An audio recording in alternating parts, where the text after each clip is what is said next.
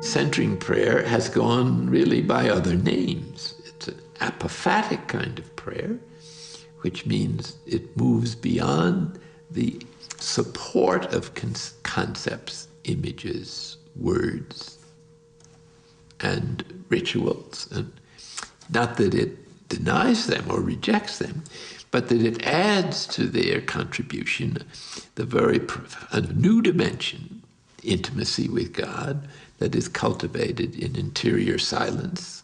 We introduce ever so gently the sacred symbol we've chosen, which usually we teach it as a word of either for God or for Jesus, but it can be another word such as peace or listen or calm or something that feels comfortable for us by way of an expression of our intention to consent to God's presence and action. And that's the heart and soul of the prayer, is consenting to the divine presence within us. Don't have to go into any details about how its presence there, but that it's a presence that is close, loving, supportive, caring, tender. And we don't think about God during the time of the prayer, but we simply maintain our intention to consent to God just as he is, without demanding to know what that is. And so when thoughts come down the stream of consciousness during the prayer, which is inevitable and an integral part of the prayer, we don't resist them, don't hang on to them, don't react emotionally to them.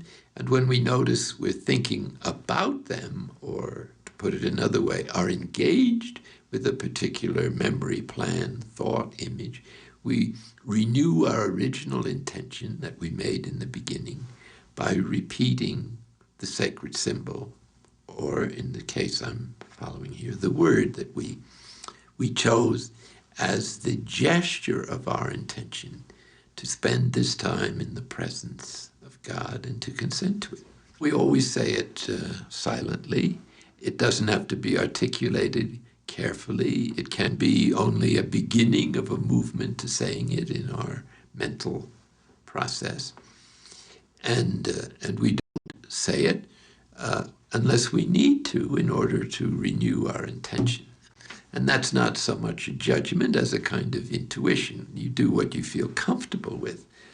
Like in the beginning, one has so many thoughts, one needs to return again and again to that sacred symbol of consent. Later on, there are periods, somewhat long, where you know you're not interested in thoughts. They're just like clouds going by, and so you just pay no attention to them. And that usually brings an experience of deeper rest, or of being in a deep place, or of being quiet, or of being still. And so we allow ourselves to follow that attraction, which is the attraction of the Spirit from our inmost center, inviting us to join the Spirit beyond thoughts and words in just a being to being encounter.